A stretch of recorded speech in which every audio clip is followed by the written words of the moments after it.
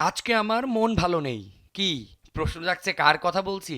হয়তো বার্সেলোনা ভক্তদের এই কথাটাই এখন ভাবার কথা। প্রথমে কোপা দেল রেতে অ্যাটলেটিকো মাদ্রিদের কাছে 4-0 গোলের হার, এরপর জিরোনার কাছে 2-1 গোলের হার লালিগায় শিরোপার লড়াইয়ে বড় এক হোঁচট খেল বার্সেলোনা। জিরোনার মাঠ মন্টিলিভিতে 2-1 গোলের হার নিয়ে মাঠ ছাড়তে হয়েছে হান্সি ফ্লিকের শিষ্যদের। ম্যাচে একাধিক সুবর্ণ সুযোগ নষ্ট, আর শেষ মুহূর্তে রেফারির বিতর্কিত সিদ্ধান্তে কপাল পুড়েছে কাতালানদের।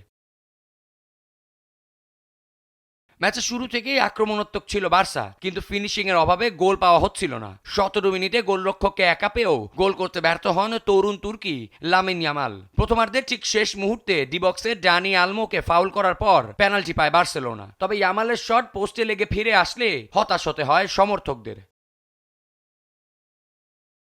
বিরতির পর 60 মিনিটে কাঙ্ক্ষিত লিড পায় বার্সেলোনা। জোর্জ কুন্ডের দুর্দান্ত এক ক্রসে হেডে বল জড়ান পাও কুবার্সি, যা ক্যারিয়ারে তার প্রথম লিগ গোল।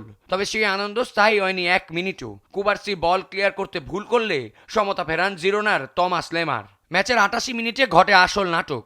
ফ্রান বেলটার্নের গোলে এগিয়ে যায় জিরোনা, তবে গোলটির আগে জুলস কুন্ডেকে ফাউল করা হয়েছিল এমন দাবি করে ভিএআর চেক করে রেফারি। শেষ পর্যন্ত গোল বহাল থাকায় ক্ষোভে ফেটে পড়ে বার্সা ডাগ আউট। শেষ মুহূর্তে রবার্ট লেভেনডস্কি জালের দেখা পেলেও অফসাইডের কারণে তা বাতিল হয়। এই পরাজয়ে চিরপ্রতিদ্বন্দ্বী রিয়াল মাদ্রিদের বিপক্ষে লিগ টেবিলের লড়াইয়ে বেশ পিছিয়ে পড়ল বার্সেলোনা। ভুলগুলো শুধরে নিয়ে সামনের ম্যাচগুলোতে ঘুরে দাঁড়ানোই এখন বড় চ্যালেঞ্জ হান্সি ফ্লিক বাহিনীর জন্য। আবিয়াজ ইত্তেসাম, সময়ের আলো।